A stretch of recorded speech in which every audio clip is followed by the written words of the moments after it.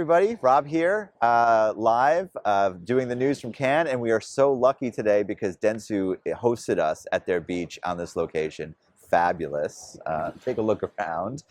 So we're super grateful. And I'm also grateful that I got Mark A. Prince here with me, who's the head of economic empowerment at Dentsu and based in New York with us. Hey, Mark, how are you? Nice, good, doing very well. Good to be here. Yeah, in this awesome. great location. I know, Yes. I know. We're so lucky. We're so lucky. Well, anyway, thank you for being here. So we've been doing a bunch of these, and we're reporting the news from Cannes. We're the brand safety series, and we produce events around the world with Dentsu, who's been such a great partner of ours for years.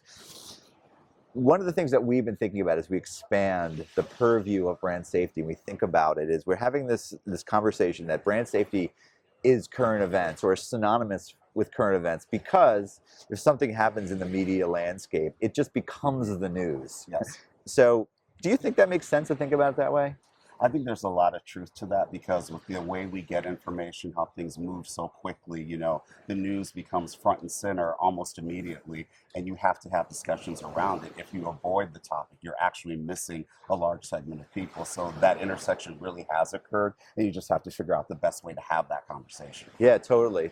And so then, because when we produce content, it's like, it's always last minute, because it's going to be current events. Right? Exactly. It's going to be current events. Otherwise, it's like a week old. And so, anyway, cool. Well, we're lovely, Cannes, and we have actually a little bit of an overcast day, Yes, which the is sun's nice. not beating down. Which is nice. But since you've been here, what's the most interesting, fun kind of thing you've seen done, in the city? It's been so good just to be back in person. So many people that I'd either met via Zoom or on Teams, being able to make that one-on-one connection. So we're talking, you walk down the boulevard, you have to build in 20 extra minutes because you're running into 5 different people that you haven't seen. But it's been a great way to connect, meet new partners, meet potential partners. And so as you can tell, my voice is a little hoarse. I've been having a lot of conversations, a lot of client meetings, a lot of vendor meetings, some things in the evening, but it's all been really good. And I think it really speaks to the need for human connection and what's been missed for so long around here. Totally. And then just all the different content topics that are going on, particularly in the last 3 years, given the COVID world that we're in now. Yeah, and fun too, right? Yes. I mean, the talent is all over the place. I mean, Nas last night, Dua Lipa over here. I mean, but obviously work, Yes. So kind of great.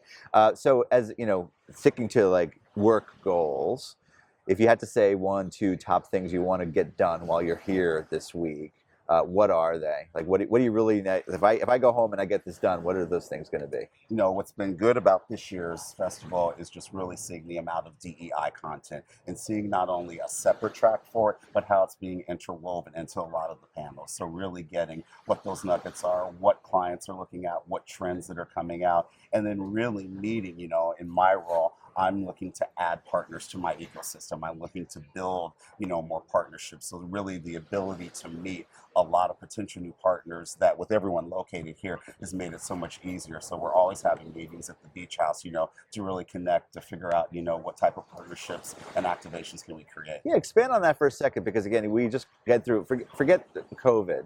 We kind of went through a year where, terms like supply path optimization meant less partners. Yes. It was a code word for less partners. But you were saying, I actually want more partners. So talk about that a little bit. Yeah, because as clients are leaning in, into minority media, into diverse segments, we're looking to build the ecosystem. So we need to have more in the system. We need more partners. We need larger partners. And it's also very important for us at Dentsu to have a representative sample. So we want what we would call our larger scale, more mass reach partners, but we also want the ones that are more niche, that have a very unique audience or very unique content, and then the ones in the middle that we want to grow bigger. So while there are the sides of the business that are looking to contract or consolidate, that's not the reality of my world. People are really leaning in now, and this is a case where they want to see more and they want to do business with more.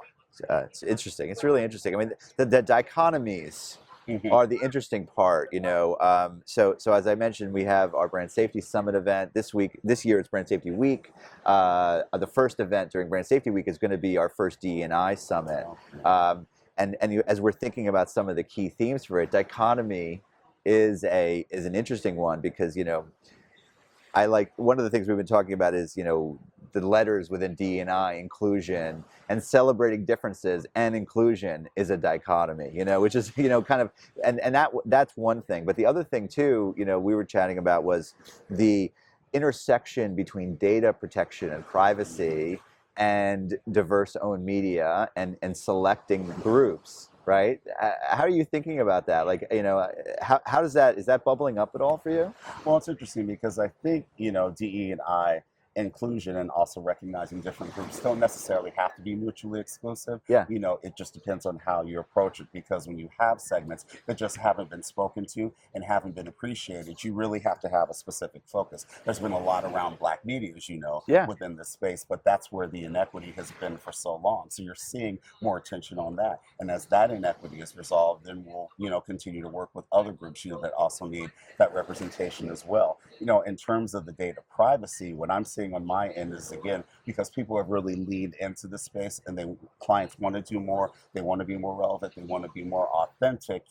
I'm not getting so many of these issues. I think the best way to approach that is when you're speaking to the audiences authentically, letting them know that you hear me, you see me, you understand me, and then they opt in more to provide that information. That's the best intersection, because then they've given us permission to have that data and be able, to use it in the way that we think is appropriate. No, that makes perfect sense. I mean, I think, as DE&I is growing, and like you said, there's so many conversations about here in Cannes, which is great, and it's really good to see, kind of keeping data protection and privacy on the front end of that, as the whole conversation grows, I think is really important and critical, because then, to your point, opt in.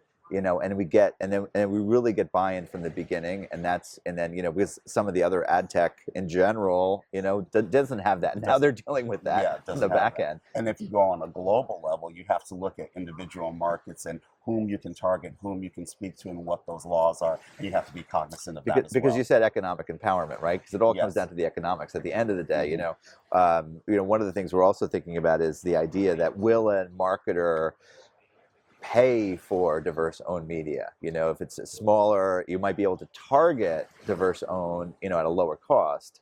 But potentially, if you're buying a small independent publisher, it just might be more expensive, smaller team. So how does that play? Think of the economics of that. Well, I think it's interesting because the old rules of media of engagement was really, if you were either, it had to be mass reach and low CPM, and if you didn't meet that barometer, sorry, you can't play. Those are off the table right now. And you have to look at things in different buckets, in terms of the partners that you need for your reach, the partners that you need for just the unique content, that maybe you can build up at a scalable level.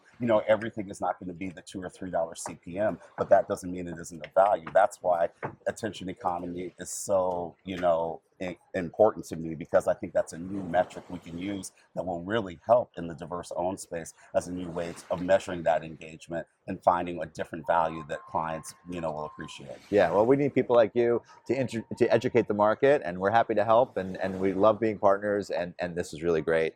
And thanks everybody for watching.